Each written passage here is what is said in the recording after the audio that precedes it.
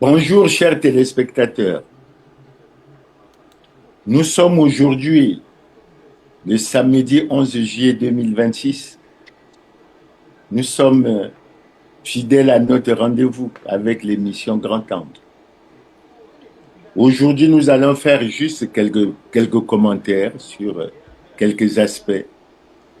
Le premier aspect que nous allons aborder, c'est, comme nous l'avons dit il y a quelque temps, nous sommes préoccupés par la situation de Jonas Fred Makita, qui a été transféré à la maison d'arrêt de Wesso et pour lequel il semble que jusqu'alors, il ne trouve pas de solution à son problème. Nous pensons, en ce qui nous concerne, que la justice devrait faire son travail.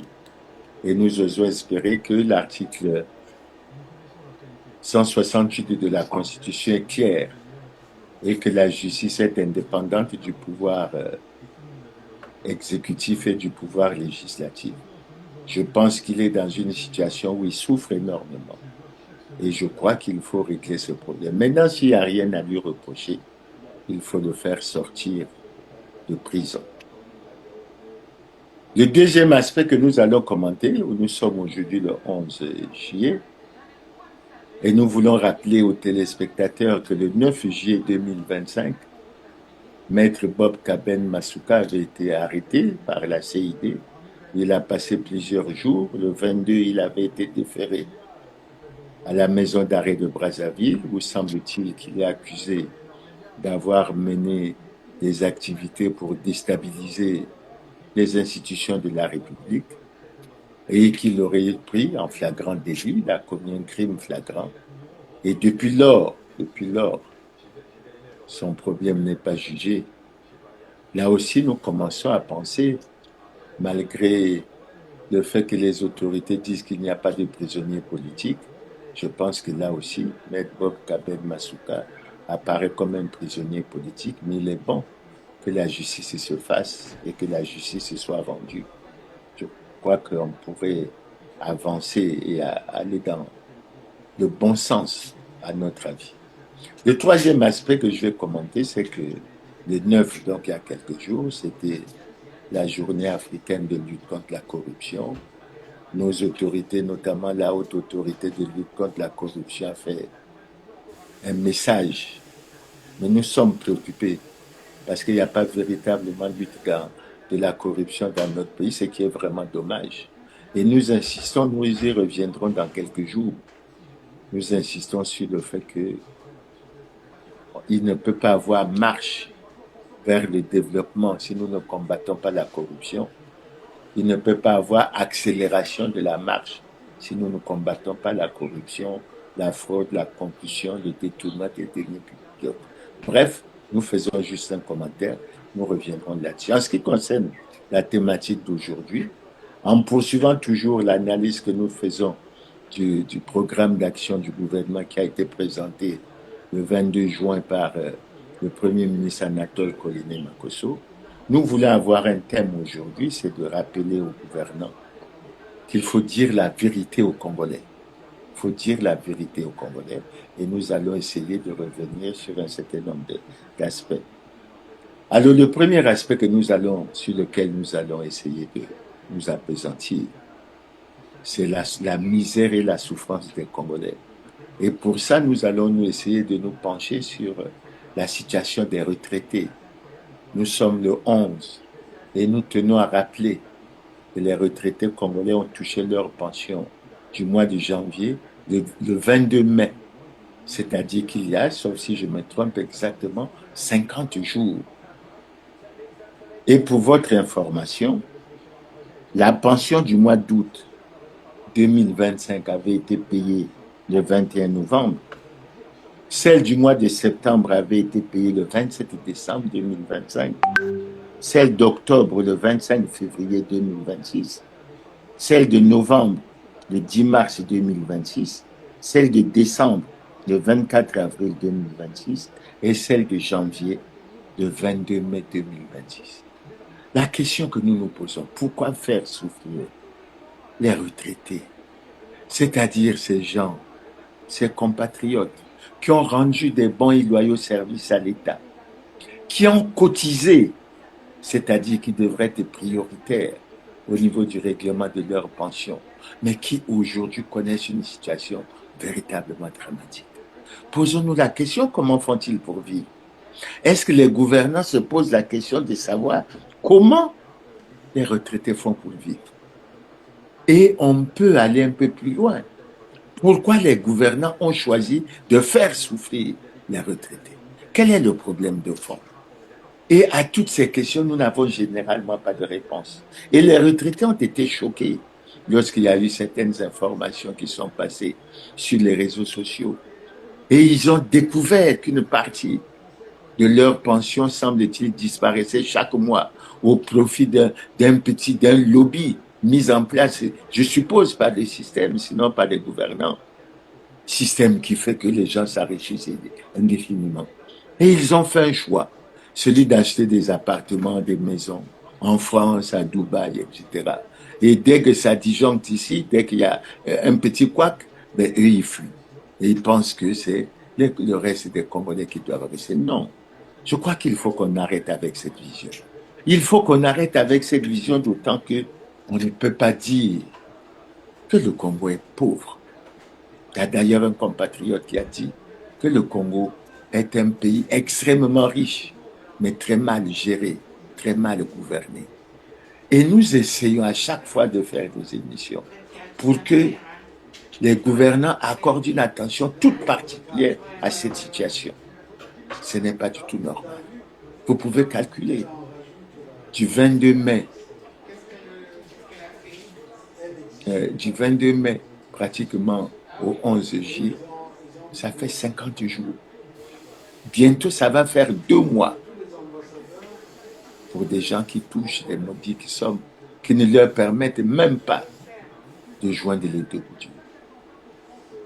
Et malgré les messages que nous envoyons au gouvernement, ils sont bien insensibles.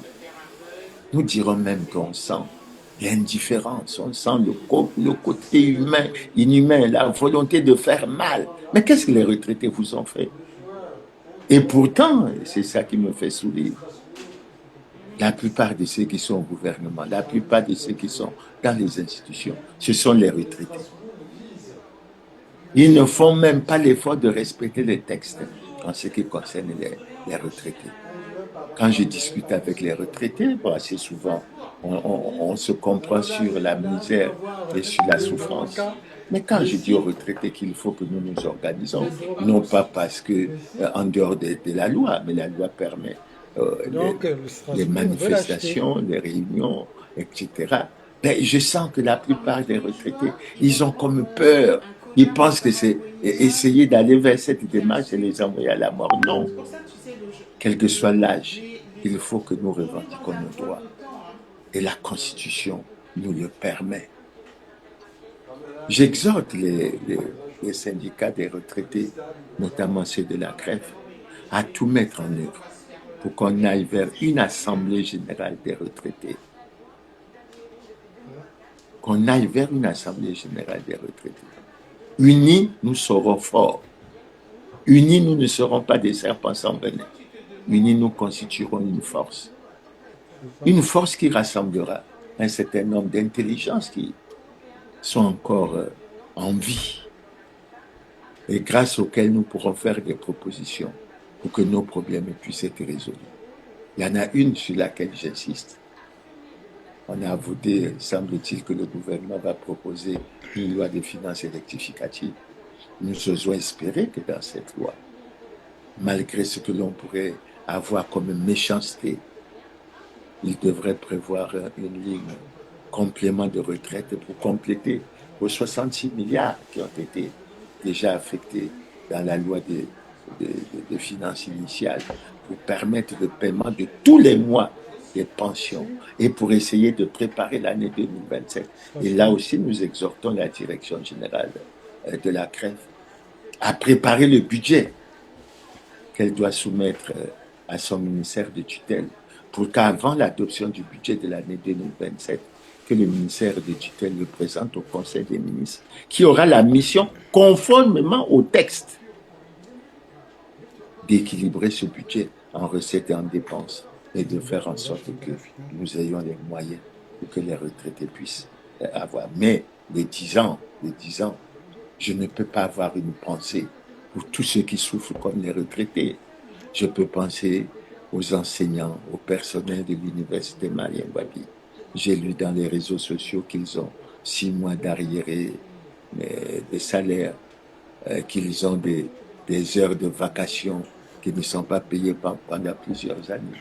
Je pense aux travailleurs des mairies.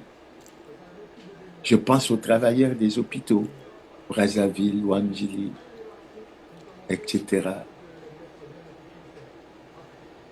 Alors, il faut, à mon avis, et lorsqu'on a ce genre de problème, ce que nous ne comprenons pas, c'est que la loi prévoit la mise en place d'un conseil national de dialogue, et nous allons en parler tout à l'heure, qui devrait se pencher sur les grands problèmes politiques d'intérêt national. Et je pense que ce genre de problème c'en est un. Et je ne comprends pas pourquoi les gouvernants violent la loi en ne mettant pas formellement en place le Conseil national de dialogue qui devrait, à notre avis, travailler pour contribuer à la résolution de tous ces problèmes. Bref, mais nous allons y revenir. S'agissant des retraités, nous aussi pensons, mais je n'oublie pas également les étudiants de l'université Marie-Wabi, je n'oublie pas les travailleurs de la Poste, je n'oublie pas, j'ai suivi il y a quelques jours que les travailleurs du chemin de fer avaient près de 40 mois d'arriérés. Non, je crois que c'est une situation qui est générale, qui mérite que l'intelligentsia congolaise puisse s'asseoir, puisse échanger, bon, évidemment. Au Congo, les gouvernants trouvent un terme, dit-on que le dialogue est permanent. Il est permanent, il n'y a pas de dialogue. En réalité, il n'y en a pas. Les gens s'arrangent pour que ce soit leur point de vue qui soit imposé et on ne laisse pas aux gens la liberté de s'exprimer, de faire rester leur marche. Je crois que c'est ça, à notre avis, l'une de nos préoccupations. Mais non, au-delà de ça, puisque nous avons abordé le problème des retraités lors de notre dernière émission, au-delà de ça, nous avons également évoqué les aspects euh, qui ont été évoqués, notamment le fait de la vitalité de la démocratie, de la conformité à la loi. Et là aussi, nous reviendrons assez souvent sur ce problème, parce que nous devons dire clairement que tout fonctionne hors la loi actuellement. Le Parti congolais du travail est hors la loi. Les partis composant le gouvernement sont hors la loi. Tous ces partis devraient être sanctionnés conformément à l'article 31 de la loi 2017 du 12 mai 2017 relative aux partis, qui dit clairement qu'en cas de violation des lois et règlements de la République, par tout parti politique ou groupement politique ou de trouble à l'ordre public, le ministre chargé de l'Intérieur suspend le parti concerné par voie d'arrêté et procède à la fermeture provisoire de ces locaux. Ce n'est pas moi qui le dis, c'est la loi. Et c'est les gouvernants qui aiment à dire que la loi est dure, mais c'est la loi. Elle doit s'appliquer à tous dans toute sa rigueur. Nul n'est au-dessus de la loi. Et il faut que les Congolais, dans la prise de conscience, prennent conscience, je m'excuse de la tautologie, pour se rendre compte que le président de la République du Congo n'est pas au-dessus de la loi. Et même si je peux me permettre de rappeler que dans ce pays, on a changé de constitution dans des conditions d'irrespect des lois et règlements de la République de notre pays, dans l'irrespect de l'acte constitutif de l'Union africaine et dans l'irrespect de la charte africaine de la démocratie, des élections et de la gouvernance. Et c'est véritablement donc, mais malgré tout, on entend chuchoter qu'il semble que, en vue de la conservation du pouvoir, on est en train de préparer un autre changement de constitution. Mais vous ne respectez pas déjà la constitution qui est là et il y a des sanctions qui sont prévues. Où vous allez? Maintenant, l'autre aspect que nous devons dire, nous avons assez souvent répété, le président de la République est en situation difficile, délicate et manifeste d'incompatibilité constitutionnelle. En clair, il a violé, sinon trahi, le serment qu'il a prêté de respecter et de faire respecter la Constitution d'une part, de garantir la paix et la justice d'autre part. Mais ce serment a été prêté devant la nation et le peuple. Et quand nous revenons assez souvent sur, sur ces questions, ce n'est pas parce que on veut nuire, manquer de respect, mais c'est nous-mêmes qui avons adopté ces lois et règlements de la République. L'article 101 demande au Premier ministre d'assurer l'exécution des lois. Et le Parlement qui vote les lois est chargé de contrôler l'exécution de ces lois. Pourquoi en est-on arrivé là? C'est véritablement difficile. Donc, après avoir fait ces rappels, je les fais parce qu'ils sont suffisamment importants. Nous allons venir à la thématique. La thématique, nous vous l'avons annoncé, c'est dire la vérité aux Congolais. Déjà, quand nous avons lu le programme d'action du gouvernement, nous l'avons suivi, nous avons lu, mais nous avons immédiatement découvert que et ça aussi c'est en guise de rappel, que le Premier ministre n'était pas en conformité avec la loi. Il n'était pas en conformité avec la loi d'abord parce que il a, et c'est, je crois, je ne dirais pas que c'est l'Assemblée nationale qui le lui a permis, mais en tout cas, le Premier ministre avait déjà pris ses fonctions avant le 22 juin. Et lorsque l'Assemblée publie une note d'information pour dire que le 22 juin sera organisée une séance, on est complètement hors la loi. Et j'évoque ça parce qu'on se rend compte que deux institutions, le gouvernement et l'Assemblée, ne respectent pas les lois et règlements de la loi. Et ensuite, le Premier ministre, dans son programme d'action, rappelle que c'est l'article 103. Mais l'article 103 dit clairement, à son entrée en fonction, mais il était déjà rentré en fonction. Et je crois que les choses doivent être claires. Maintenant, quand je poursuis la lecture de ce texte, un peu plus loin, il dit qu'il va se soumettre, il va chercher à aller à la Cour suprême. Non, je suppose que la Cour suprême ne peut pas le faire. Parce que la déclaration de patrimoine se fait lors de la prise de fonction. Si je me trompais et que je pense que c'est le 22 juin qu'il y a eu la prise de fonction, mais c'est le 22 juin que le Premier ministre devait déclarer son patrimoine. Et il ne peut pas projeter une date. Je dis que si la Cour suprême le fait, elle sera complètement hors la loi et elle doit relire les textes. Et je rappelle aux téléspectateurs que lorsqu'on a tenté l'expérience avec le premier gouvernement Colonel Makosso en 2021 pour faire la déclaration de patrimoine, moi j'ai saisi la Cour constitutionnelle pour faire constater que ce qui se faisait ne se faisait pas conformément à la loi, parce que la déclaration de patrimoine doit se faire au moment de la prise de fonction. Et j'ai été heureux de constater que la Cour suprême m'a donné raison. Elle a bien précisé que la déclaration de patrimoine se fait lors de la prise de fonction. Et je crois que les choses ont été claires. Depuis le gouvernement a mené les démarches pour que la loi soit amendée. Elle a été amendée, je crois, en mai-juin 2024. Et depuis, il n'y a plus de déclaration de patrimoine. Le Conseil des ministres procède à des nominations, etc. Mais nous reviendrons sur cet aspect. Maintenant, aujourd'hui, au-delà de tout ce qui se dit, nous avons le programme d'action gouvernementale sous nos yeux et nous voulons faire un commentaire aujourd'hui. Nous allons d'abord commencer par insister sur ce qui est de la dette publique. Pourquoi? Parce que c'est très important. Je n'ai cessé d'insister sur le fait que lors de la conférence nationale, notre dette publique était jugée trop élevée. Nous étions en situation de surendettement et on avait pensé que ça constituait un obstacle très très important au développement de notre pays. Beaucoup de choses ont été faites. Je ne reviendrai pas sur l'atteinte au point d'achèvement, etc. Mais depuis, nous nous sommes replongés dans la même situation. Donc, on se retrouve comme dans la situation que nous avions connue lors de la conférence nationale. Et aujourd'hui, la situation est extrêmement difficile. Alors, quand j'ai lu le programme d'action du gouvernement sur cette question, j'ai lu ceci. Contrairement au contexte qu'il dit il y a 5 ans, les indicateurs économiques au moment où nous démarrons ce mandat sont relativement favorables. Un déficit hors hydrocarbures à 9% contre 13,4% du PIB en 2020. La dette publique du Congo a diminué entre 2020 et 2025.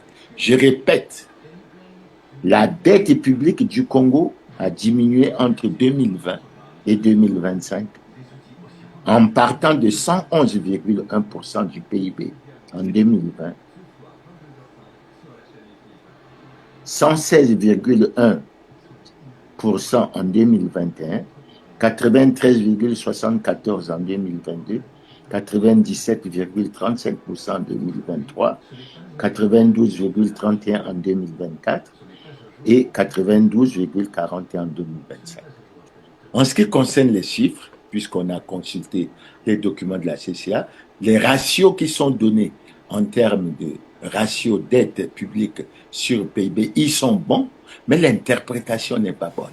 L'interprétation n'est pas bonne parce qu'il est faux de dire que la dette publique du Congo a diminué entre 2020 et 2025 et qu'elle est partie de 111,1% du PIB en 2021 pour être baissée à 80. Le ratio a baissé. C'est le ratio qui a baissé. C'est pas la dette qui a baissé. Parce que dans ce ratio, le numérateur, c'est la dette publique. Le dénominateur, c'est le produit intérieur brut. Et il faut voir, selon la manière dont ces deux variables évoluent, mais le fait qu'on ait constaté la baisse du ratio ne veut nécessairement pas dire que la dette a diminué. Et ce que nous avons trouvé dommage justement à travers cette présentation, c'est qu'on n'avait pas référence aux chiffres. On n'avait pas référence aux chiffres, la valeur absolue de la dette. Et moi, si je peux me permettre, par rapport au même ratio, de donner les chiffres, la valeur absolue de ce qu'est la dette, vous allez tout de suite constater que cette dette n'a pas diminué, au contraire, elle a augmenté. Elle a atteint même des niveaux extrêmement préoccupants. Extrêmement préoccupants. De sorte que, il faut reconnaître, nous sommes en situation de vulnérabilité aiguë, nous sommes en situation de surendettement, au-delà de ce que l'on dit sur la soutenabilité, etc. C'est une question qu'il faut regarder de près et qu'il faut s'armer de beaucoup de courage pour affronter ce problème qui est extrêmement important. Alors moi, quand je consulte les chiffres, je constate que d'abord, sur ce qui est dit, comme quoi les indicateurs sont favorables, non. Non, ne faisons pas la langue de bois. C'est comme on dit le bilan globalement positif. Non, ne faisons pas ça. En ce qui concerne les indicateurs, je vais essayer de donner mon appréciation sur quelques indicateurs. Je prends le premier indicateur. C'est le non-respect des lois et règlements de la République et la violation dans l'impunité totale des lois et règlements de la République par pratiquement tous les gouvernants, les partis de la majorité présidentielle et les autres. Je note déjà ça. D'autant que cette violation, elle est quasiment permanente depuis 2002 jusqu'à ce jour. C'est-à-dire depuis pratiquement près de 24 ans. Et c'est pour ça que nous nous permettons de dire que le président de la République n'est pas en conformité avec la loi, le Premier ministre n'est pas en conformité avec la loi, le président de l'Assemblée n'est pas en conformité avec la loi, le président du Sénat. Donc, vous voyez bien qu'on est dans une situation extrêmement difficile. C'est pour ça que nous disons qu'il faut dire la vérité aux Congolais. Parce que quand on n'est pas conforme à la loi, il ne faut pas se cacher. Mais l'effort qu'on devrait faire, et c'est l'effort qui a été demandé aux autres, c'est de tout mettre en œuvre pour se conformer à la loi. Et ce n'est pas le cas. Le deuxième aspect que je vais évoquer, qui est certainement lié à ça, pour dire que tous les indicateurs ne sont pas favorables, mais je prends l'indice de la démocratie. L'indice de la démocratie du Congo est de 2,79 sur 10 depuis pratiquement l'année 2022 et classe le Congo parmi les pays à régime autoritaire, c'est-à-dire une dictature. Et il faut que nous en prenions conscience parce que quand nous disons que nous préparons, que nous réalisons des élections libres, transparentes, non.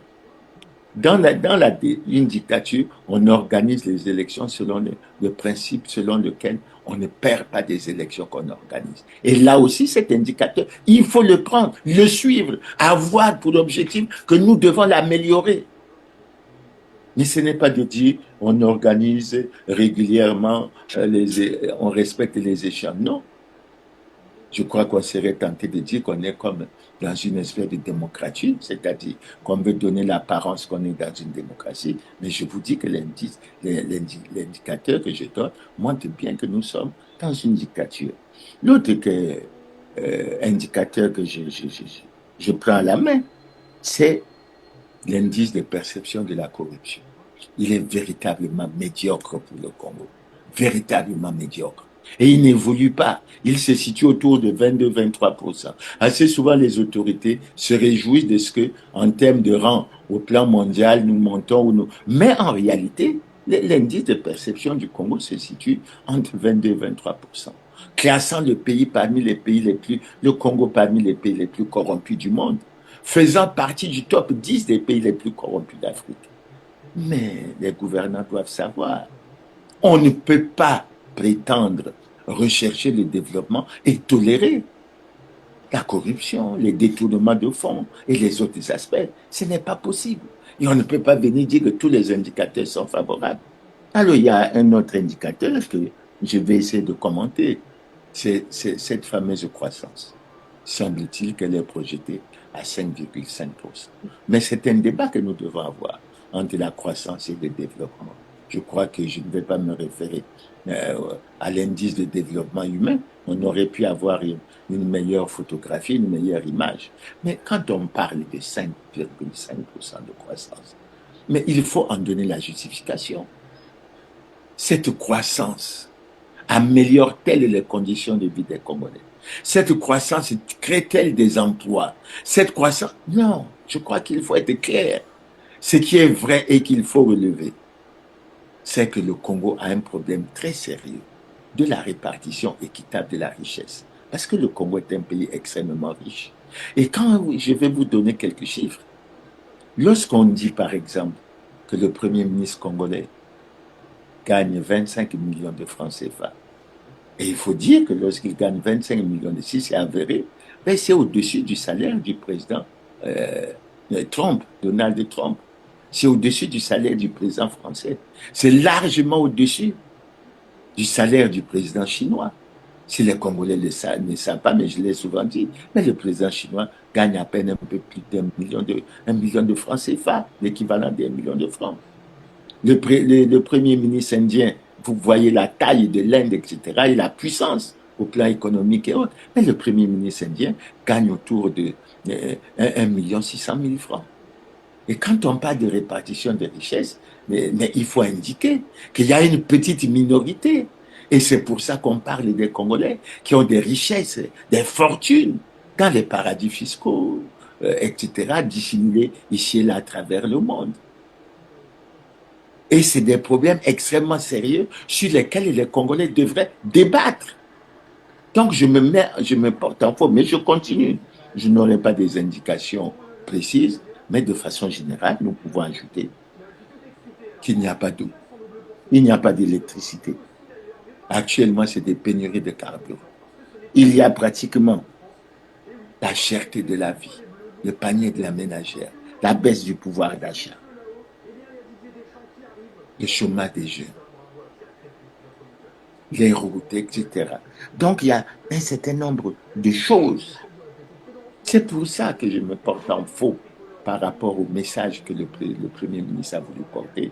Et comme c'est le message à travers lequel il semble traduire pratiquement l'expression du projet de société du président de la République, mais si c'est tiré du projet de société du président de la République, il faut dire qu'il y a des choses à revoir et qu'il faut ajuster parce que le débat, il doit être extrêmement vrai. Maintenant, je conclus ça en disant que les indicateurs ne sont pas favorables. D'ailleurs, je reviendrai, je crois, au cours de l'une des prochaines émissions sur nos relations avec le Fonds monétaire international. Mais nous avons été au Fonds monétaire international. D'abord, il faut rappeler aux Congolais qu'au mois de juillet, au juillet 2019, nous avons eu un programme. Nous n'avons pas été capables de l'exécuter jusqu'au bout parce que nous n'avons pas respecté les engagements que nous avons pris. Mais quand nous avons re-signé un programme en 2022 qui devait se terminer en 2024, le Premier ministre s'est réjoui, il avait beaucoup de joie d'annoncer que c'était inédit, qu'il y avait 6 revues qui étaient largement positives, c'était du jamais vu. Et du jamais vu, oui, parce que 6 revues bien réussies, mais les Congolais se sont enfoncés dans la misère et dans la souffrance. Et le Congo s'est davantage enfoncé dans la ruine et dans la catastrophe. C'est ça qu'il faut. Parce que en termes de chiffres, en termes de statistiques, qui sont des outils très précieux dans la prise de décision, mais il faut les affronter, il faut d'abord les accepter, il faut les affronter, mais il ne faut pas chercher à les contourner pour en donner une autre appréciation. Alors si je reviens à la dette, je vous ai dit tantôt que la dette n'a pas baissé. La dette n'a pas baissé, pourquoi? Parce que s'il est vrai qu'elle était au niveau où le Premier ministre l'a située en 2020, c'est-à-dire autour de 111,1%, mais il faut donner le montant, la valeur absolue. Et quand on donne la valeur absolue, je vais vous la donner. En 2020, la dette congolaise est de 6 596 milliards. Je dis bien 6 596 milliards. Et en 2025, je vais vous donner les chiffres, elle est de 8 943 milliards. Vous voyez bien la croissance. Ça veut dire qu'on est passé de 92, 111,1% à 92,46%. Alors, il ne faut pas dire aux Congolais, comme le rachis a baissé, la dette a baissé. Non. Il faut analyser les deux variables, à savoir la dette publique au numérateur et le produit intérieur brut au dénominateur. Ça veut dire que dès que l'un croît plus vite que l'autre, évidemment, il y a des modifications importantes qui sont. Mais ce qui est important de constater, c'est qu'entre 2020 et 2025, la dette s'est accrue de 2347 milliards de francs CFA, soit pratiquement 35%. Donc, entre 2020 et 2025, la dette s'est accrue de 35%. Et vous voyez qu'on commence à prendre une tendance exponentielle et très forte. Et j'insiste pourquoi? Mais j'insiste parce que lorsque la dette augmente, c'est une menace qui pèse non pas seulement sur le Congo, mais sur la jeunesse, alors que le dernier recensement a fait ressortir que nous avions une population jeune pratiquement au-delà de 70%. C'est extrêmement important. Maintenant, je vais essayer de vous donner quelques détails pour voir les tendances que cela a subies entre 2020 et 2025. Alors, je vais vous dire que la dette est passée de 6 596 milliards, soit 111,10% en 2020, à 8 131 milliards en 2021. Vous voyez bien qu'entre 2020 et 2021, nous avons eu une augmentation très forte. Une augmentation très forte. Et on ne peut pas ne pas prendre ça en ligne de compte. Maintenant, entre 2021 et 2022, on est passé de 8 131 milliards de francs CFA à 8 149. Bon, c'est vrai, là, on peut parler un peu de stabilité parce que la dette n'aura augmenté en valeur relative que de 18 milliards 500, mais 18,5 milliards de francs CFA, c'est-à-dire autour de 0,23%, c'est 0,2%, c'est encore faible. Entre 2022 et 2023, elle est passée de 8 149,5 milliards à 8 516 milliards. Là aussi, on peut dire, non, il faut noter, là aussi, il faut dire que l'augmentation commence à être forte. Parce qu'en un an, elle aura augmenté de 366 milliards de francs CFA. Entre 2023 et 2024, elle est passée de 8 516 milliards à 8 530 milliards. Bon, l'augmentation en valeur absolue est autour de 14-15 milliards de francs CFA. C'est faible, mais c'est déjà très fort, 0,17%, etc. Entre 2024 et 2025, elle est passée de 8 530,90 milliards à 8 943 milliards, soit une augmentation de 412 milliards. Vous voyez bien qu'il n'y a jamais eu une régression. C'est vrai qu'au cours de certaines années, il y a eu comme une stabilisation et la hausse s'est située un peu moins de 20 milliards de francs CFA. Mais vous voyez là, par exemple, entre 2024 et 2025, l'augmentation est de 412 milliards l'année. Vous voyez bien que c'est très élevé. Donc, finalement, entre 2020 et 2025, nous disons avec force que la dette n'a pas baissé. Bien au contraire, elle a augmenté de 2347 milliards en francs CFA, soit une augmentation de 35,58%. C'est très fort. Et il faut que nous nous en préoccupons. D'autant que nous avons ouvert à un moment donné, soi-disant, un compte de réserve pour les générations futures. Et aujourd'hui, plus personne ne veut en parler. Maintenant, quand on parle de l'évolution au niveau de la dette extérieure, on dit qu'elle a baissé, etc. C'est vrai, la dette extérieure a baissé parce qu'elle est passée de 3 767 milliards en 2020 à 3 609 milliards en 2025. Mais par contre, il faut signaler, il ne faut pas seulement parler de la dette extérieure. Parce que nous avons besoin que le problème de la dette intérieure soit réglé. Parce qu'il faut que nous relançons notre économie. Il faut que nous réglions la dette intérieure sociale, etc. Et la dette intérieure, elle est passée de 2 829 milliards en 2020 à 5 334 milliards en 2026. Et figurez-vous, qu'en mars 2026, je crois que c'est le dernier chiffre communiqué par la Caisse congolaise d'amortissement, la dette s'élève à 9 227 milliards. Donc, contrairement à ce que le Premier ministre dit, que la dette a baissé entre 2020 et 2025, nous disons non.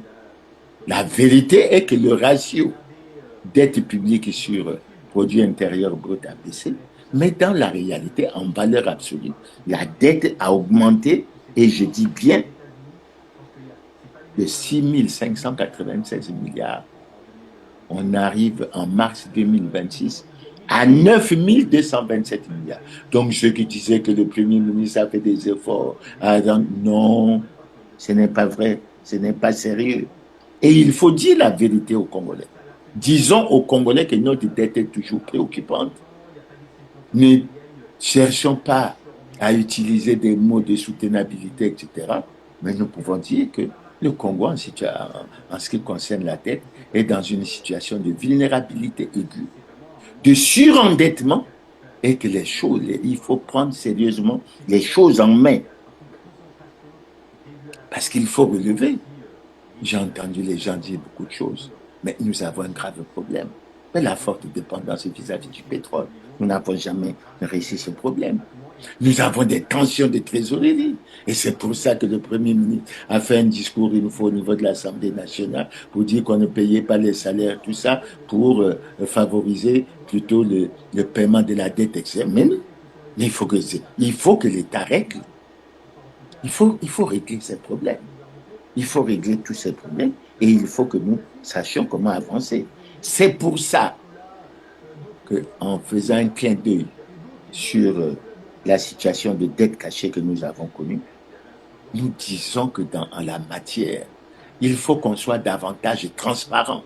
Et je dois, à mon avis, donner vraiment beaucoup de félicitations à la CCA qu'en la matière, je ne sais pas, la perfection n'est peut-être pas de ce monde, mais depuis un certain nombre d'années, on commence à avoir des informations, peut-être qu'il y a d'autres choses. Maintenant, s'il y a des dettes cachées ou quoi, je crois qu'il faut tout mettre en œuvre pour que nous sortons de cette situation que nous avons connue en 2017 et qui ne nous a pas honorés. Alors, c'est pour ça que lorsqu'on parle de dettes, moi, j'ai suivi à un moment donné avec le ministre Mathias Nzon, avec le ministre Roger Rigobert Andeli, avec le défunt, mon défunt ami Pacifique Issou Beka, ces dossiers lorsque j'étais au ministère des Finances. Mais il faut bannir les pratiques des préfinancements. Il faut bannir les, les, les pratiques de gage des ressources naturelles. Parce que le faisant, nous sacrifions notre jeunesse. Nous mettons notre pays en difficulté. Il faut agir et nous allons revenir un peu plus bas sur la réduction du train de vie de l'État. Et je ne comprends pas, malgré tous les appels qu'on fait à ces gouvernants, pourquoi ils ne veulent pas. Alors, ils trouvent normal que le Premier ministre soit disant, je ne sais pas, puisque c'est pas le salaire du président de la République devait être fixé par un texte réglementé, c'est-à-dire qu'il devait être connu. Moi, je connais le salaire du président chinois, je connais le salaire du président Poutine, pas que j'ai été en Russie ou quoi, mais parce que c'est sur Internet. Mais au Congo, non. Il y a un article qui prévoit dans la Constitution que le président de la République perçoit un traitement qui est fixé par un texte réglementaire. Mais ce texte réglementaire doit être connu par les Congolais. Il ne doit pas être caché. Et c'est pour ça l'occasion que je profite de dire, justement dans le cadre de la transparence. Il y a un texte qui a été pris en 2012 pour fixer un peu les avantages, les salaires des ministres, tout ça. Mais ce texte est caché. Et moi, j'ai été jusqu'au journal officiel, mais quand j'ai demandé aux travailleurs du journal officiel de me donner ces décrets, non, ça n'existe pas. Donc, il y a des décrets qui sont signés comme ça, qui sont cachés. Il faut publier ces textes. C'est ça la transparence. Et si on veut lutter contre la dette, etc., il faut qu'on soit transparent sur ce genre de choses. Maintenant, un autre aspect. Est-ce que nous sommes capables de mener une lutte âpre contre la corruption? Est-ce que si nous luttons contre la corruption, nous ne touchons pas à nos propres intérêts? C'est ça le problème auquel les gouvernants sont confrontés. Et pourtant, dans le cadre que nous menons pour l'assainissement des finances publiques, pour la réduction de la dette, etc., ben, tout ça, il faut que nous y avançons. Il faut que nous agissons, que nous améliorons la transparence, notamment par un contrôle strict des ressources pétrolières, des revenus pétroliers. Il faut que nous cherchions des emprunts, des financements à des taux consensuels, c'est-à-dire des taux bas, mais sur une longue durée. Il faut, à notre avis, que nous repensions. Alors moi, ce qui me surprend dans ce problème de la dette, c'est que le gouvernement veut essayer de nous donner des chiffres pour dire que ça a baissé. Ça n'a pas baissé. Mais voilà les problèmes sur lesquels, parce que c'est ça les grands problèmes politiques d'intérêt national, sur lesquels l'intelligence congolaise, les cadres congolais devaient être appelés pour avoir des discussions. On en a eu à la conférence nationale. Malheureusement, on se rend compte qu'on est retombé puisque les questions d'opacité, etc., sont revenues et ce n'est pas du tout sérieux. J'entends parfois certains hommes, acteurs politiques, dire qu'il a dit beaucoup de Congolais qui ont des puits de pétrole, etc., tout ça. Mais tout ça dans l'opacité la plus totale. Mais on a choisi alors de détruire l'État. On a choisi alors de détruire l'État et ce n'est pas du tout très intéressant. Donc, le message que je voulais faire passer aux gouvernants, c'est de leur dire que la dette n'a pas baissé. Regardez les chiffres. Ce n'est pas Mirassa qui les a créés. Ils sont soit dans les rapports, soit dans les bulletins statistiques de la Caisse congolaise d'amortissement. Et si on se réfère à ça, on peut les voir calmement, les lire et essayer d'avancer. À mon avis, ce n'est pas en cachant, ce n'est pas en voulant dire que vous êtes les meilleurs premiers ministres ou quoi, que la dette a... C'est pas ça que les Congolais veulent. Les Congolais veulent la transparence dans la gestion de notre pays. Les Congolais veulent la bonne gouvernance. Les Congolais veulent l'amélioration de leurs conditions de vie. Mais ce n'est pas en jouant en créant l'obscurité sur un certain nombre de dossiers, sur un certain nombre d'informations, que nous allons résoudre cela. Donc je dis aux gouvernants et j'informe les Congolais que notre dette n'a pas baissé. Et je rappelle pour ceux qui ne le savent pas qu'en 2010, elle avait été ramenée à 1565 milliards, soit 25,70 de notre produit intérieur brut. Vous avez suivi, je vous ai donné le chiffre en 2020. Elle s'élevait déjà à 6596 milliards. Quand on arrive pratiquement à décembre 2025, elle est à 8943 milliards de francs CFA. Et voilà que nous sommes en mars 2026. Elle est à 9227 milliards. Elle a baissé où? Et le constat que vous ferez, le Premier ministre avait dit lorsqu'il était à Paris, je crois en 2023, qu'elle était à 91% et qu'il se battait pour la ramener à la norme communautaire de la CEMAC qui est de 70%. Mais vous voyez, même si je ne retiens que le chiffre de décembre 2025, mais ça fait 92,46%. Donc, par rapport au moment où le Premier ministre avait parlé, où il a situé à 91%, mais elle est remontée légèrement à 80%, en pourcentage, mais en valeur absolue. Nous sommes en mars 2026 à 9227 milliards. Et il faut que nous pensions à la jeunesse. Il faut que nous intériorisons ça. Et moi, j'ai voulu m'apaisantir un peu sur ce problème parce que vraiment, nous ne nous développerons pas si nous ne résolvons pas ce problème. Et quelles sont les pistes pour avancer? Mais vous voyez bien que le gouvernement qui se vante d'avoir réalisé beaucoup de choses, mais quand on se réfère aux chiffres techniques fournis par les services techniques, on se rend compte que ce qu'ils nous disent ne correspond pas à la vérité. Et c'est dommage.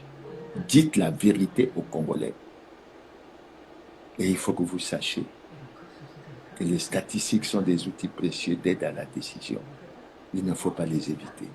Il faut les accepter, comprendre pourquoi on est arrivé là et essayer de surmonter la difficulté pour que nous allions de l'avant. Maintenant, l'autre aspect, parce que je ne vais pas commenter trop d'aspects aujourd'hui, l'autre aspect sur lequel je vais m'appesantir, c'est ce qui apparaît au niveau du programme d'action du gouvernement, que j'énoncerai de façon simple, à savoir, c'est la première mission, je crois, mobiliser des ressources financières publiques additionnelles. Je vous ai déjà dit qu'en ce qui nous concernait, s'il devait y avoir une première mission, mais c'était de récupérer l'argent qui a été dilapidé du trésor public, l'argent qui est placé dans les trésors, dans les paradis fiscaux, parfois, dit-on, dans les cimetières, dans les églises, etc. Parce que c'est comme ça que nous allons agir. Maintenant, lorsque l'on regarde l'objectif que le gouvernement s'est fixé, c'est d'atteindre un minimum de 5 millions et de 5 000 milliards de francs CFA en termes de recettes chaque année.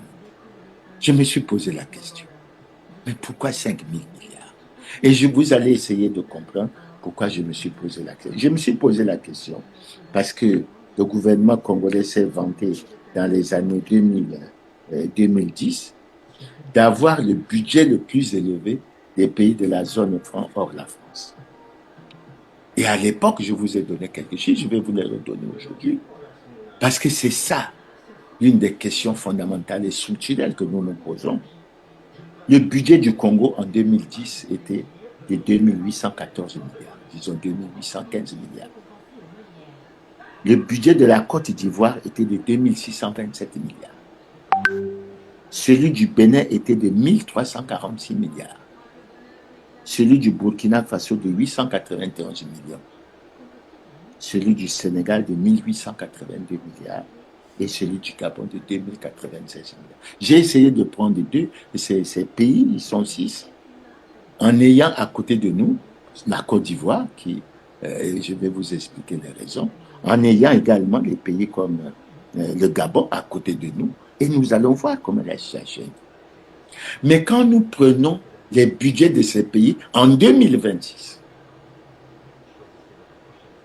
le budget de la Côte d'Ivoire, qui était de 2627 milliards, est passé en 2026 à 17 350 milliards de francs CFA. Je dis bien 17 350 milliards de francs CFA. Le budget du Sénégal est passé, donc le budget de la Côte d'Ivoire a été pratiquement multiplié par 6,6, c'est-à-dire pratiquement 7 par rapport à son budget de 2010.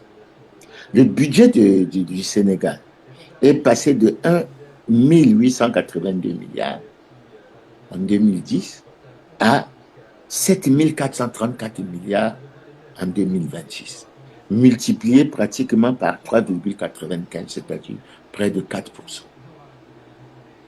Le budget du Gabon est passé de 2 096 milliards à 7 233 milliards. Il a été multiplié par 3,45%. Le budget du Bénin est passé de 1 346 milliards à 3 784 milliards. Il a été multiplié par 2,81%, disons 3%, 3 multiplié par 3. Le budget du Burkina Faso est passé de 891 millions à 3 431 milliards, c'est-à-dire qu'il a été multiplié par 3,85%. Et quand je rappelle que le Burkina Faso vit une situation particulière, et c'est pour ça que nous l'avons fait vivre. Et quand nous revenons au Congo, le budget du Congo est passé de 2 815 milliards en 2010 à 2 550 milliards en 2026. C'est-à-dire que 16 ans après, le budget du Congo a régressé. C'est le seul pays dans lequel le budget a régressé. Il a régressé pratiquement de près de 10%. Et on peut se poser la question, pourquoi le budget du Congo a baissé? Et c'est là qu'il y a une question qui doit retenir l'attention des Congolais. La question est simple. Où va l'argent du Congo? Vous avez vu cette évolution. Elle est anormale. Et le gouvernement qui veut, soi-disant, avoir un objectif de 5 000 milliards de recettes chaque année, doit s'interroger sur cette tendance au niveau de ces 6 pays. Pourquoi le Congo est le seul pays qui connaît une régression pendant une période de 16 ans de son budget? Où va l'argent du Congo? Où va l'argent du Congo? Et à mon avis, c'est vraiment difficile à comprendre. Alors, si je vous donne l'indication, grâce à une réflexion qui a été faite par le journaliste économiste Alphonse Ndongo, vous allez voir un peu. Au Bénin, le ministre béninois est censé gagner 1 703 518 000 francs. 1 703 518 francs CFA. Le ministre burkinabé est censé gagner 1 200 000. Le ministre ivoirien gagne 5 millions. Le ministre sénégalais gagne autour de 3 800 000. Le ministre gabonais gagne 4 900 000. Et voyez la différence. Le ministre congolais gagne 10 millions. C'est là où le budget régresse. Et c'est là où les ministres sont les mieux payés. Ça, c'est le ministre simple qui gagnerait, semble-t-il, au-dessus, pratiquement, au-dessus du président français, au-dessus du premier ministre indien, au-dessus du président Poutine de la Russie. Le ministre d'État gagnerait 10 ans. Et le ministre a une indemnité de logement d'1,5 million. On ne construit pas des logements officiels pour les ministres, mais on est tellement riche qu'on leur fait une gratification pour que chaque mois, quand ils vivent chez eux, ils aient 1,5 million de loyer. Le ministre d'État gagnerait, dit-on, 15 millions. Une indemnité de logement de 2 millions de francs. Et le Premier ministre aurait, dit-on, un salaire de 25. Est-ce qu'on est normal? Est-ce qu'on est normal? Pourquoi je me pose la question? Parce que le président sénégalais, d'après les informations qu'on a eues, je vous ai dit que le ministre sénégalais gagnait 3,8 millions. Le président sénégalais gagnerait 4,8 millions francs. 4,8 millions francs. Le premier ministre sénégalais gagnerait 4,3 millions francs. Le président Poutine gagnerait autour de 5 millions de francs CFA. Le président français gagnerait un peu moins de 10 millions de francs CFA. Le premier ministre japonais gagnerait 12 792 000 francs CFA, l'équivalent. Le ministre d'État congolais, je vous ai dit. Et le premier ministre congolais gagnerait 25 millions, pendant que le président Donald Trump gagnerait 21 millions et 19 millions. Et nous allons y revenir tout à l'heure, quand nous allons parler du refus des gouvernants d'opérer la réduction du train de vie de l'État. Et pendant ce temps, le SMIC, le salaire minimum interprofessionnel garanti au niveau du Congo, est de 70 400 francs. Vous voyez l'écart?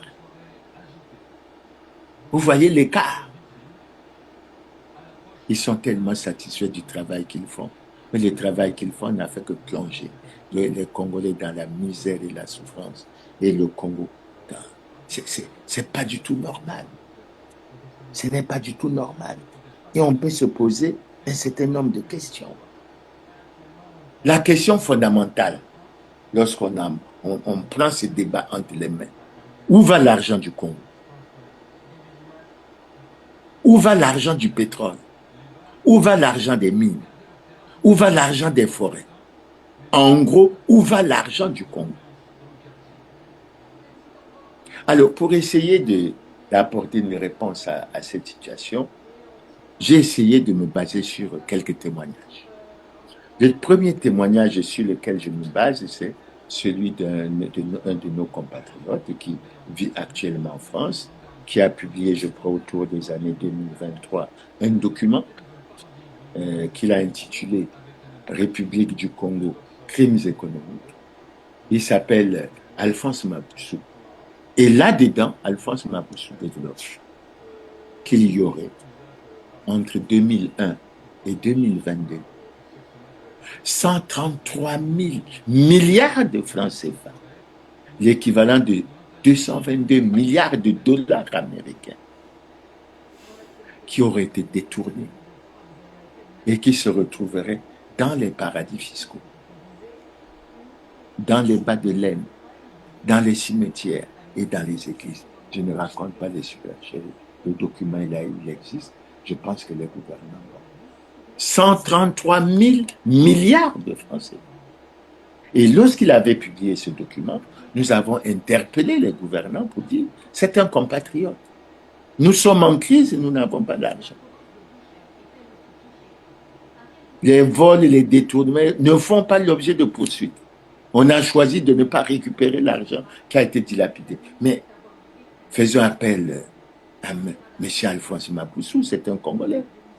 Mais s'il a fait ce genre de travail, c'est qu'il tient bien à ce qu'au Congo, nos problèmes puissent être résolus. Écoles, hôpitaux, les routes, les érosions, mais ça serait pas mal. Mais discutons au moins avec lui. Si on pense peut-être qu'il ne peut pas venir au Congo, mais allons là où il est, cherchons-le, asseyons-nous, profitons de cette matière grise, essayons de comprendre sa démarche. Non, on ne le fait pas. On ne le fait pas. Mais j'ai dit, moi, j'ai le document, je l'ai tiré sur les réseaux sociaux et les documents existent bel et bien. 133 000 milliards auraient été détournés dans notre pays. Est-ce qu'il est sérieux après que le gouverneur vient dire qu'il n'y a pas d'argent dans le pays? Et si cet argent, on l'a placé dans les paradis fiscaux, qui l'a placé dans les paradis fiscaux? Ça mérite une attention des services de la justice, oui ou non? Ça mérite une attention des gouvernants, oui ou non? Je me dis, quelque part, Il y a quelque chose qui ne va pas. Pourquoi on ne se préoccupe pas de ça? Mais c'est un problème extrêmement important. Alors, le deuxième témoignage que j'apporte, c'est un extrait que j'ai tiré d'une des interventions de Mathias Nzon, qui a la particularité d'avoir été ministre des Finances de ce pays de 1997 à 2002. Il dit beaucoup de choses, d'ailleurs les Congolais qui le suivent savent qu'il a déjà à plusieurs reprises notifié qu'il y avait des Congolais qui avaient des comptes fortement fournis de fortune en Chine, etc., des particuliers.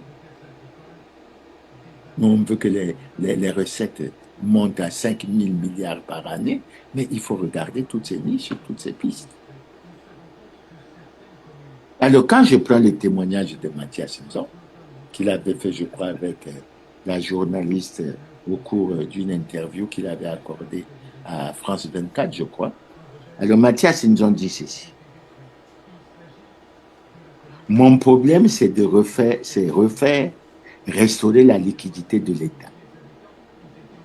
Pour que ce qui appartient à l'État rentre dans les caisses de l'État.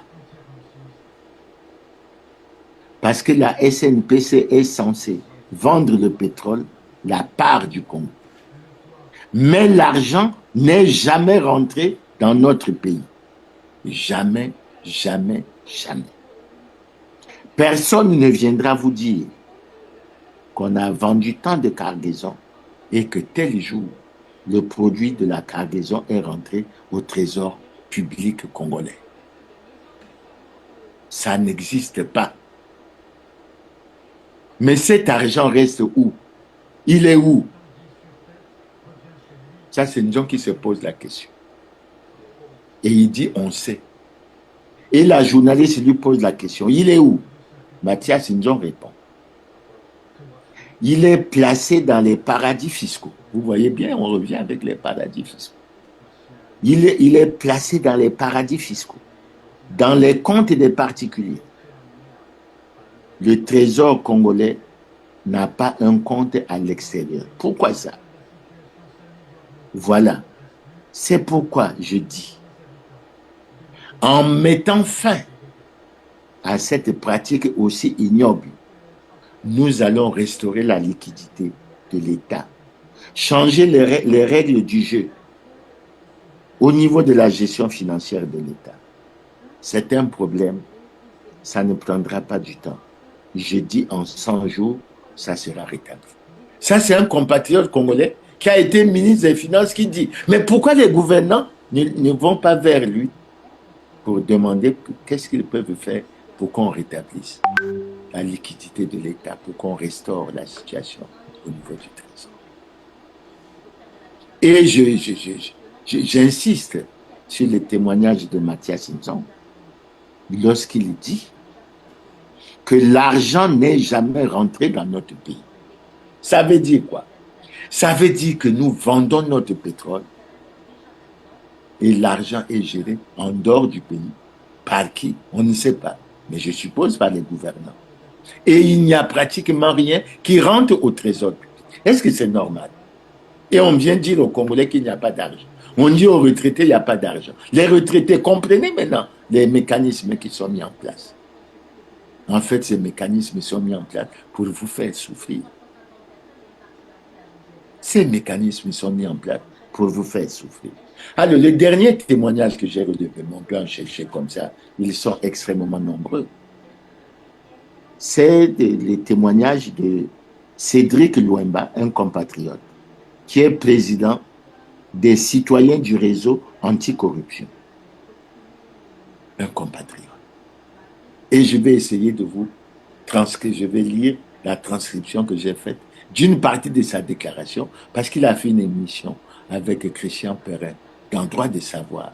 Et il donne une masse importante d'informations, comme de quoi on a donné sur la situation de la crève, etc. Mais vous voyez bien que rien ne bouge. Vous voyez bien que rien ne bouge. Alors, Cédric Louemba dit quoi? Entre 2008 et 2011, il y a eu un boom pétrolier au Congo. Le président Lissouba avait tort de parler de la petite Suisse. Il aurait dû dire la grande Suisse. C'est pour essayer d'illustrer l'énormité, l'immensité de nos ressources, mais qui ne rentrent pas au trésor public. Parce que si ça rentre au trésor public, nous n'allons pas transformer le Congo en une petite Suisse, on va le transformer en une grande Suisse. Ayez une certaine visibilité, une certaine projection. En 2008, on était à 147 $ le baril de pétrole. Quelle était la déclaration en ce moment-là au niveau des lois des finances du Congo? En 2008, le Congo a déclaré combien au titre du pétrole congolais? Et lui, il continue en disant, on se rend compte qu'on a déclaré 1588 milliards de francs CFA. Quand on fait le calcul, on aurait dû faire rentrer 11 276 milliards de francs CFA. C'est le montant qui devait revenir aux contribuables congolais dans les caisses de l'État. Les chiffres ne mentent pas, surtout lorsqu'on confie le pétrole à une société comme Orion Oil. Donc, nous qui avons créé la SNPC, on a fini par confier la vente de notre pétrole à Orion Oil, et à notre avis, ça devrait être une préoccupation. Mais ce n'est pas l'objet. Il a terminé par là. Ce que je retiens dans le message, de Cédric Louamba, c'est quand même le grand écart qu'il donne entre l'argent qui serait rentré dans les caisses de l'État au titre de l'année 2008, 1588 milliards, et l'argent qui aurait dû rentrer dans les caisses de l'État, 11 276 milliards. Faites la différence. Faites la différence. La différence est autour de 9 688. Posons-nous la question. Nous avons 3 témoignages. Ce qu'il y a de commun, c'est que tous les 3 parlent de paradis fiscaux. Tous les 3 parlent de ce que le produit de la vente de notre carburant ne rentre pas au Congo. Il est, semble-t-il, dans les paradis fiscaux.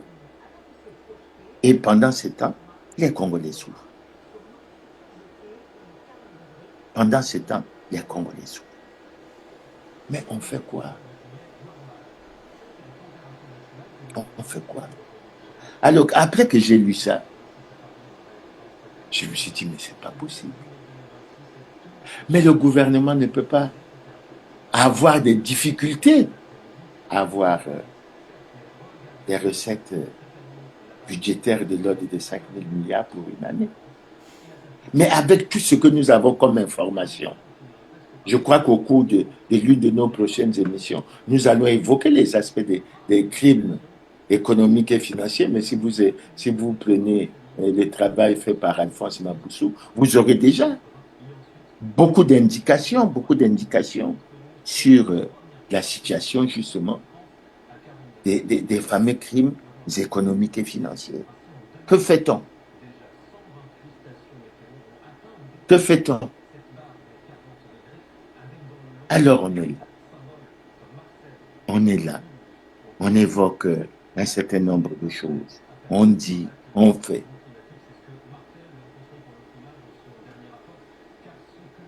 Mais pourquoi il n'y a pas de transparence de ces affaires? Pourquoi cette opacité? J'ai jeté un coup d'œil sur le budget 2026. Et moi, j'ai découvert, j'ai lu que les recettes forestières étaient de 14,1 milliards, 14 milliards 100 millions de francs. Je considère que c'est très en deçà de ce que nous devions enregistrer en termes de recettes forestières. Je pense. J'ai regardé la ligne recettes minières. Alors là, j'ai été fortement préoccupé. J'ai découvert qu'en termes de recettes minières, nous n'atteignons même pas 1 milliard. Et ça se situe autour de 958 millions de francs. Est-ce que c'est sérieux?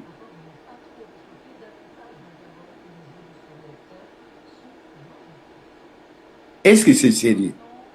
Et on semble rejoindre un peu la vision de Mathias Simpson, la vision d'Éric Louemba, la vision d'Alphonse Mabussou. Mais tout cet argent est dans les paradis fiscaux. Pas pour le compte de l'État, puisque le Trésor n'a pas de compte à l'extérieur, mais pour le compte des particuliers. Mais quelle est cette propension à l'enrichissement qui fait arriver à ce niveau? Et quand on dit au gouvernement congolais, procéder à la réduction du train de vie de l'État, qui peut se résumer en termes de réduction des conditions de rémunération, sinon des traitements des membres du gouvernement, des membres des institutions, etc., qui peut également s'illustrer par la réduction des effectifs. J'ai suivi lors de la dernière campagne, je crois que j'ai cru entendre certains candidats dire que s'ils étaient élus, ils allaient supprimer le Sénat pour faire des économies, etc. Mais à l'époque, quand on a procédé au changement de constitution, mais on a dit aux gouvernants, il ne faut pas créer de nouvelles structures parce que le Congo n'aura pas les moyens de les faire fonctionner. Même la réduction du train de vie de l'État, les gouvernants congolais n'en veulent pas. Ils sont contents de la résilience des Congolais, de ce qu'ils acceptent tout. Ils vont aller au Fonds. Mais le Fonds monétaire, le président Sassouati, lui-même, il ne connaît pas d'exemple d'un pays qui a été développé par le Fonds monétaire. Le Congo ne sera pas le premier. Et même le Congo qui a bénéficié de son statut qui pouvait poser problème, de pays pauvres très endettés, qui a permis la réduction de la dette à 1565 milliards et qui ouvrait des perspectives pour le développement. Mais vous voyez bien qu'on n'en a pas profité puisque maintenant notre dette est remontée pratiquement à 9227 milliards à fin mars.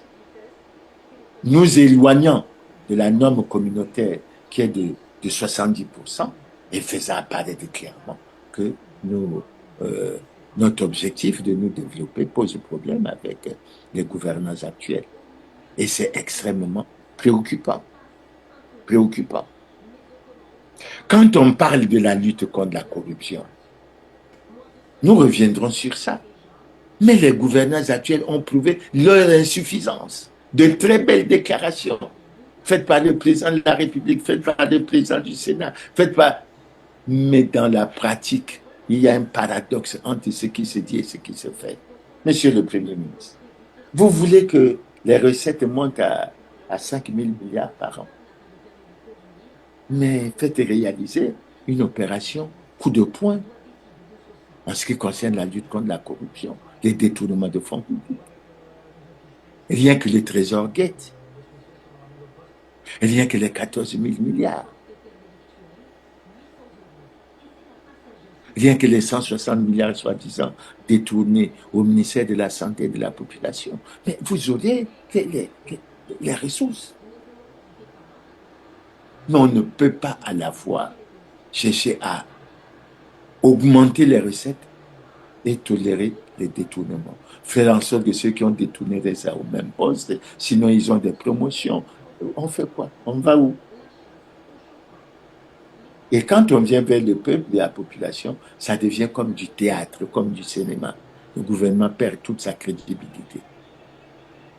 Vous êtes les meilleurs, vous gagnez toutes les élections. Mais c'est l'un des rares pays où un pays qui est un parti ou un pouvoir qui a gagné toutes les élections enfonce son pays dans la catastrophe et sa population, ses citoyens, dans la misère et la souffrance. Le Congo est un cas particulier. Alors quand je vois les gesticulations autour de ce qui se fait en termes de Fonds monétaire international, tout ça, mais je leur dis, suivez le débat qu'il y a en cours au Sénégal, s'agissant des problèmes de restructuration, de refinancement, etc. On fait comment? Vous êtes les meilleurs, votre bilan global. Mais quand on regarde la situation, et quand on regarde, vous venez nous dire que la dette a baissé, n'a pas baissé. Pourquoi? Parce que quand vous parlez, c'est silencieux, vous pensez que les Congolais acceptent, ils n'acceptent pas. Et nous autres, nous faisons partie de ceux qui les aideront à chaque fois à faire apparaître. En ce qui concerne, Monsieur le Premier ministre, en ce qui concerne ce que vous appelez lutte contre les antivaleurs, lutte contre la corruption, mais vous n'irez pas loin. Parce que dans votre fameux programme de l'accélération de la masse vers le développement, vous n'avez pas pris le courage, vous n'avez pas eu le courage, la volonté politique de déclarer tolérance zéro en ce qui concerne la corruption. Tolérance zéro en ce qui concerne la fraude, la concussion, le népotisme et le détournement des deniers. Mais pourquoi? Posez-vous la question, pourquoi vous ne le faites pas? Mais quand je regarde le peu de dossiers que je peux avoir sous les mains, que ce soit le dossier du FIGA, que ce soit le FIGA-Gate, que ce soit les malversations financières, mais que ce soit les révélations des Panama Papers sur les 6 Congolais qui détiendraient 5 500 milliards dans les paradis fiscaux. Mais les principaux intéressés, c'est lesquels? Mais c'est les dignitaires du PCT, les gouvernants. Et c'est pour ça que vous êtes pris au piège. Vous ne pouvez pas vous faire harakiri. Mais vous venez nous dire que vous avez besoin d'augmenter les recettes. Comment vous allez faire? Nous, on vous dit, empruntez ce chemin. Maintenant, vous, qu'est-ce que vous allez faire? Expliquez-nous où sont passés les 14 000 milliards de francs CFA. Nous allons y revenir.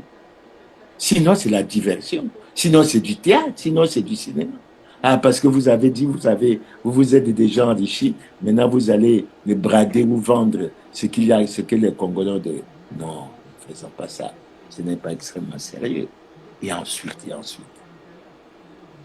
jusqu'à quand vous allez continuer à protéger les responsables des scandales et crimes économiques et financiers? J'ai entendu le président de la République lors de la campagne électorale annoncer qu'il allait s'occuper de la moralisation de la vie publique. Et il s'est écrié honte aux voleurs, honte aux corrompus. Oh, mais votre programme d'action du gouvernement ne reprend pas ça. On sent votre incapacité à avancer en ce qui concerne la lutte contre ces fléaux, contre ces cancers qui ne permettent pas à une économie d'évoluer normalement. Vous êtes coincés. Prenez rien que les malversations financières, les révélations faites par les Panama Papers. Je n'incrimine personne, ce n'est pas à moi, je ne suis pas la justice. Mais ceux qui sont concernés, c'est lesquels? C'est les membres du bureau politique du PCP. C'est les membres du gouvernement. C'est les conseils du président de la République. Et avec ça, vous serez crédible. Prenez le problème de la dissipation des 6 milliards s'agissant des bourses chaque année. Pourquoi vous êtes incapable de mener une enquête ou de poursuivre? Mais c'est le président qui a dit, ce n'est pas Mirassa qui l'a dit. C'est le président qui a dit qu'au lieu de 3 milliards, on demandait 9 milliards. Et il y a 6 milliards qui se... Et le gouvernement d'Anatole Colinet-Makos, ils ont timidement parlé avec Thierry Mungala d'enquête administrative et c'est resté silencieux. Parlons du Figueres-Gate. Et au Congo, c'est l'un des rares pays où des membres du gouvernement ou des dignitaires du pouvoir qui sont plongés dans de gros scandales et crimes économiques et financiers sont reconduits à leur poste. C'est pour faire quoi? En fait, le message qu'on leur donne, vous avez bien travaillé en appauvrissant l'État, continuez à laisser à votre poste, continuez à faire ce que vous faites. Et vous attendez quoi?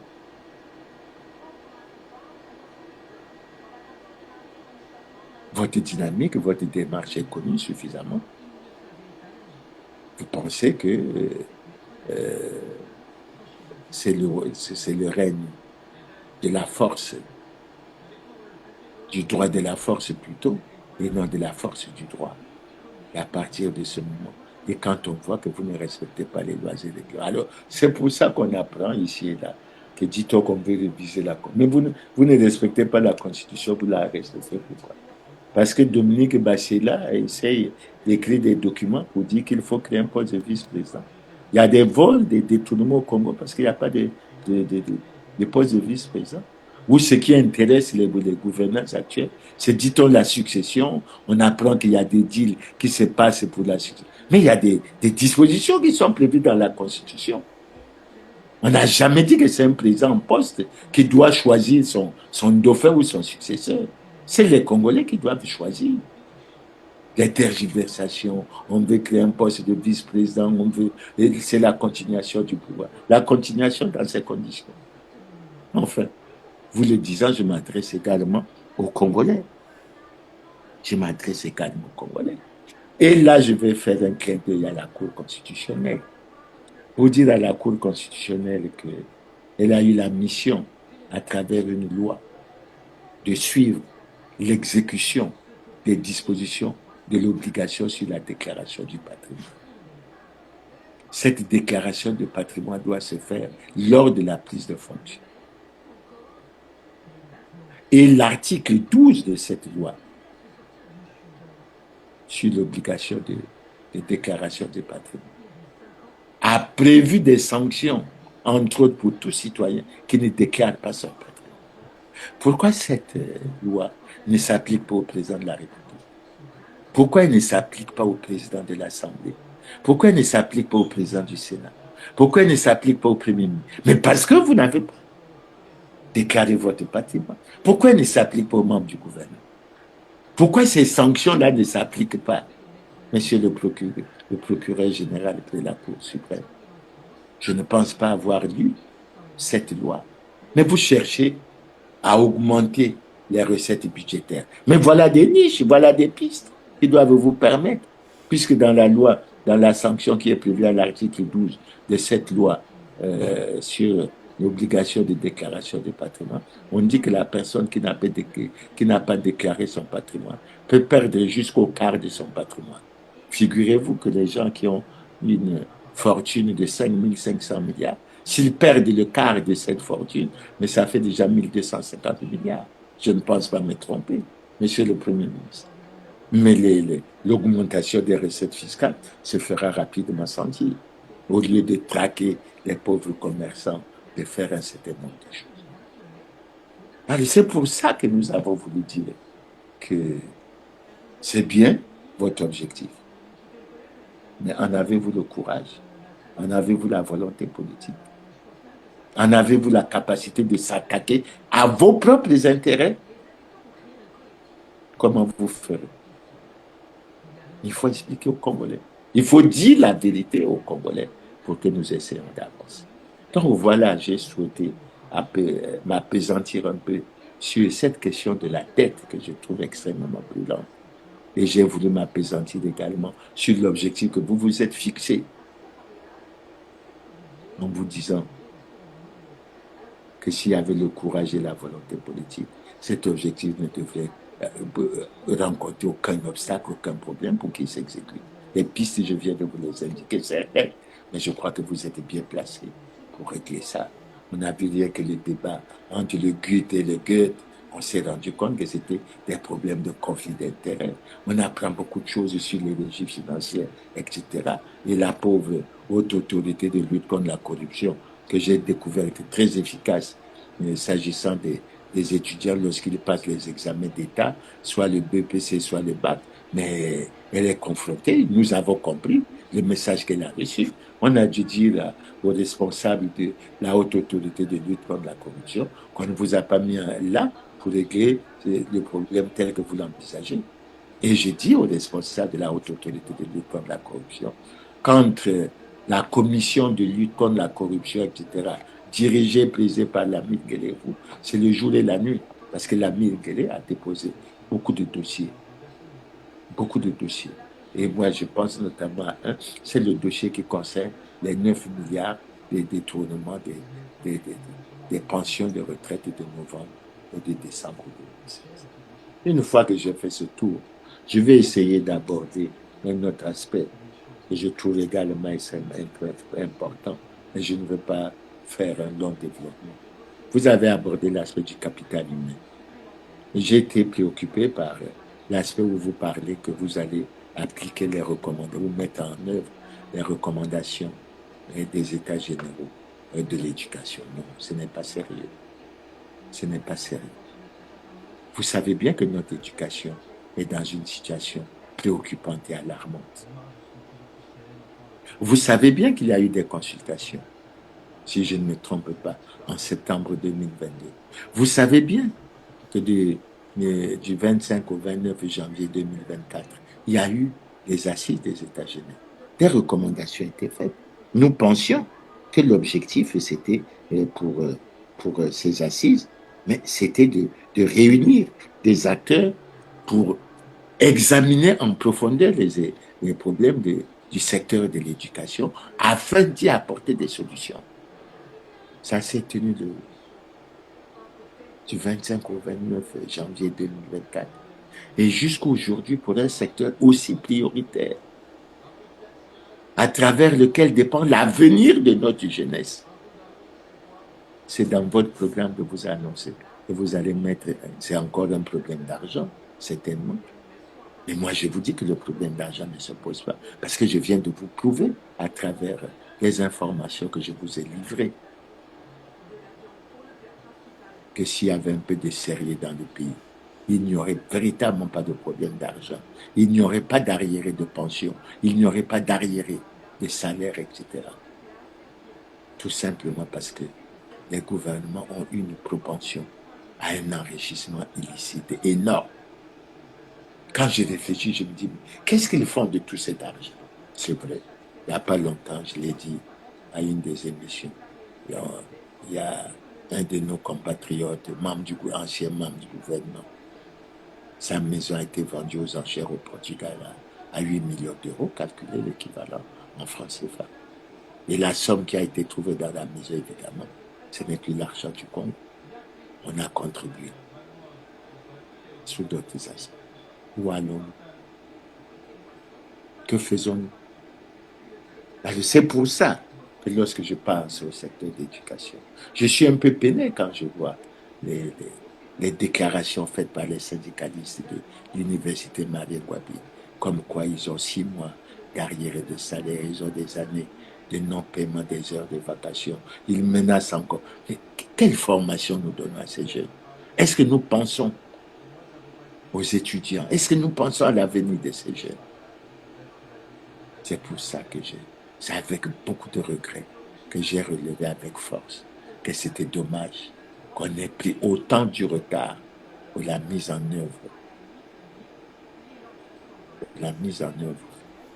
des recommandations des États généraux de l'éducation. Ce qui est mis dans l'accélération de la marche vers le développement. Est-ce que c'est fondé, est-ce que c'est pas fondé? Je crois qu'il faut le voir et il faut voir comment on va continuer. On va faire un certain nombre de choses. Maintenant, s'agissant de la santé, je dirais tout simplement que la situation est alarmante. Nos hôpitaux sont considérés par des Congolais comme des mouroirs. Y a-t-il quelque chose à faire? Évidemment, on dirait qu'il n'y a pas d'argent. Mais quand est-ce qu'il y aura de l'argent? Que faisons-nous? Nous avons essayé de présenter quelques niches. Est-ce qu'on avance? Le dernier point que je vais avancer quand j'ai écouté tout ça, c'est ma réflexion qui me pousse à me poser une question. Pourquoi a-t-on prévu, à travers les articles 227 et 228 de la Constitution, un Conseil national de dialogue? Un Conseil national de dialogue, organe de concertation, d'apaisement, de recherche de consensus entre les forces vives de la nation sur les grands problèmes politiques d'intérêt national. Et pourquoi ce conseil n'est pas formellement mis en place? On trouve des formules. Non, il y a, comment ils appellent, le dialogue est permanent. Non, il y a ceci. Et à notre avis, ce n'est pas du tout intéressant. Ce n'est pas du tout intéressant. Et on constate qu'il y a violation de la Constitution. Parce que jusqu'à présent, c'est Ce conseil n'est toujours pas mis en place. Mais les problèmes comme ceux de la dette, comme ceux de... Mais c'est des problèmes qui devaient être examinés à ce niveau et pour lesquels tous les Congolais devaient apporter leur contribution. Non, ce qu'on a choisi, c'est de faire souffrir les Congolais. On n'est même pas capable de mettre en place. Le Premier ministre m'a fait nous quand il a parlé de concertations régulières, etc. Mais ces concertations se font sans base juridique, avec des critères de sélection qui sont très peu appréciables. Et à mon avis, c'est très dommage. Donc voilà, chers téléspectateurs, je vais à la conclusion pour dire, je vous l'ai dit d'entrée de jeu, quand j'ai fait la première émission relative à la conformité à la loi dans notre pays. J'ai dit que l'élection des 12 et 15 mars a prouvé une nouvelle fois que le Congo allait mal, très mal. Mal, très mal. Mais il faut que nous en sortons. Mais pour en sortir, il faut la vérité, il faut la transparence, il faut la bonne gouvernance.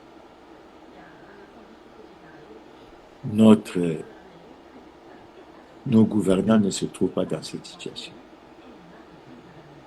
Et je peux vous dire, je crois en avoir fait la démonstration, la dette n'a pas baissé. Elle ne fait qu'augmenter. Nous sommes en situation de surendettement. Il faut que nous trouvions la solution. Nous vous avons déjà dit que les gouvernants ne sont pas en conformité avec la loi. Et nous vous avons dit que l'objectif qu'ils se sont fixés, de 5 000 milliards de francs CFA en termes d'augmentation, est très en deçà de ce que nous devions avoir. Les témoignages de nos compatriotes, Alphonse Maboussou, Mathias Nzon, Cédric Louemba, nous prouvent à suffisance. Et ce qui m'a fait mal, c'est de suivre que l'argent de notre pétrole ne rentre pas dans les caisses de l'État, mais atterrit plutôt dans les paradis fiscaux, etc. Et on vient nous dire, il faut la résilience des Congolais, il faut ceci, il faut que ça s'arrête. Mais je terminerai l'émission sur une phrase simple.